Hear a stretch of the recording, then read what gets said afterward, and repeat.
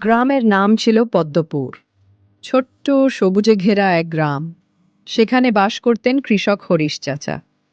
বয়স ৬০ ছুঁই ছুঁই, তবুও প্রতিদিন ভোরের আলো ফোটার আগেই মাঠে চলে যেতেন। মাথায় গামছা বাঁধা, হাতে কাস্তে, এই ছিল তার পরিচয়। হরিশ চাচার জীবনের সবকিছুই ছিল জমি আর ফসলকে ঘিরে। ধান, গম আর কখনো কখনো সরিষার চাষ করতেন তিনি। তিনি বিশ্বাস করতেন মাটি কখনো বেইমানি করে না, যত ভালোবাসা দেবে ততই ফিরিয়ে দেবে। কিন্তু সময় বদলাচ্ছিল, আবহাওয়া অনিশ্চিত হয়ে উঠছিল। আগের মতো বর্ষা সময় মতো আসতো না, খরার প্রকোপ বাড়ছিল।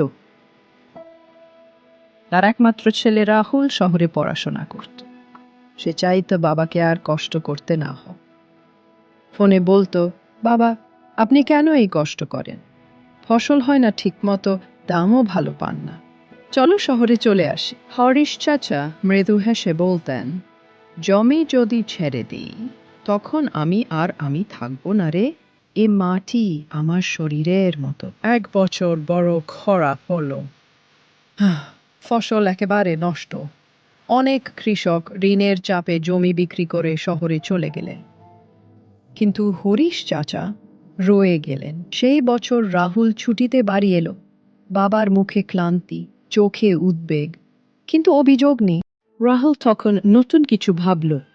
সে ইন্টারনেট ঘেঁটে জানতে পারল কিভাবে আধুনিক প্রযুক্তি ও জৈব পদ্ধতিতে কৃষিকাজে উন্নতি আনা যায়। সে বাবাকে বোঝালো, চলো আমরা একসাথে কাজ করি। আধুনিক পদ্ধতি আর তোমার অভিজ্ঞতা মিলিয়ে নতুনভাবে চাষ করব। হরিশ চাচা প্রথমে দ্বিধায় পড়লেন, কিন্তু ছেলের চোখে দৃঢ়তা দেখে রাজি হলেন। পরের মৌসুমে তারা শুরু করলেন জৈব চাষ। ব্যবহার করলেন কম জল লাগে এমন ফসল, সোলার পাম্প এবং জৈব সার। ধীরে ধীরে তাদের মাঠে সবুজ ফিরে এল। ফলনও আগের চেয়ে ভালো হলো। গ্রামের অন্যান্য কৃষকরাও আগ্রহী হয়ে উঠলেন। রাহুল তাদের প্রশিক্ষণ দিল, ইন্টারনেট দেখিয়ে নতুন পদ্ধতি শেখালো।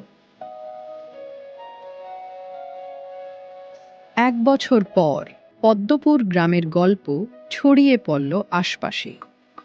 অনেকে এলো দেখতে কিভাবে কৃষকরা প্রযুক্তি ও ঐতিহ্যের মেলবন্ধনে সফল হচ্ছে।